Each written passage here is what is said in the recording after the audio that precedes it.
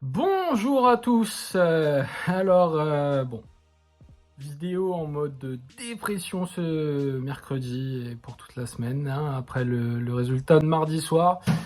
Alors, on a beaucoup réfléchi, hein, j'imagine, tous ensemble. Moi, personnellement, j'ai eu beaucoup de mal à trouver le sommeil après ce match. La tête de Kolasinac, le contre, tout ça, quoi.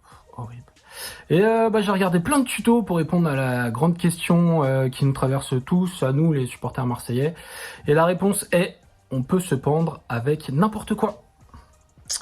Même avec la ceinture d'une robe de chambre. C'est pas formidable ça? Le problème, c'est que si on est fidèle à notre club et si on lui ressemble, on va se louper dans la grande occasion. Donc ça sert à rien. Et alors, on est sur une série négative horrible. On se fait sortir de la Ligue des Champions dans ces circonstances. Et dimanche, il y a Lyon qui arrive au Vélodrome, où ils ont pris leurs habitudes depuis quelques années. Et comme si ça suffisait pas, avec notre série négative contre eux et actuellement dans toutes les compétitions, ils nous ont mis le Texier à l'arbitrage. Hein. Il manquait plus que Relaychi au coup d'envoi et puis on était au top, quoi. Donc, pas trop envie de parler de ça. Par contre, je vois que ça s'agite là sur l'avenir d'Igor Tudor. Est-ce qu'il faut s'en séparer? Est-ce qu'il s'est coupé de son groupe, machin, ses choix, qui serait bon, qui serait pas bon, sa tactique? Est-ce qu'il faut s'en séparer? Mais clairement pas, clairement pas. C'est-à-dire que on a terminé la Ligue des Champions sur une vraiment très sale note, mais on a pris 6 points. C'est-à-dire que c'est quand même 2 fois plus qu'avec Villas-Boas, qu'on avait adoré, à qui on a accordé beaucoup de crédit.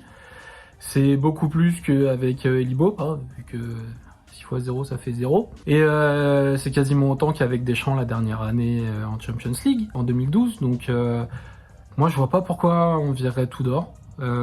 Cette année, je me suis ennuyé devant aucun match, mais vraiment aucun. Alors que l'an dernier, avec Sampaoli, c'était mignon hein, de faire le tour de la surface 40 fois comme ça, mais ça servait à rien.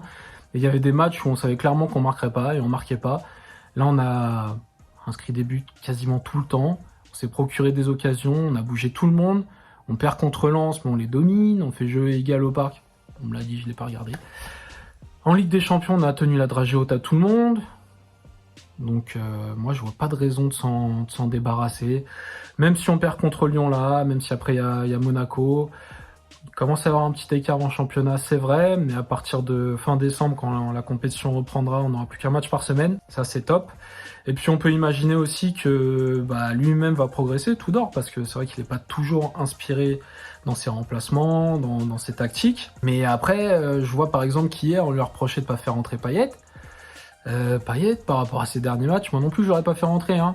Ni Gerson, ni qui que ce soit. Finalement, il restait que Suarez, il l'a fait rentrer, on sait ce que ça a donné.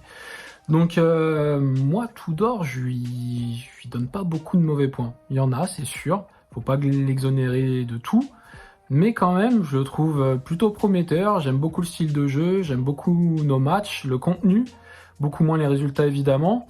Mais on a beaucoup trop souffert depuis toujours de l'instabilité au club pour virer encore une fois un entraîneur, tout rechanger.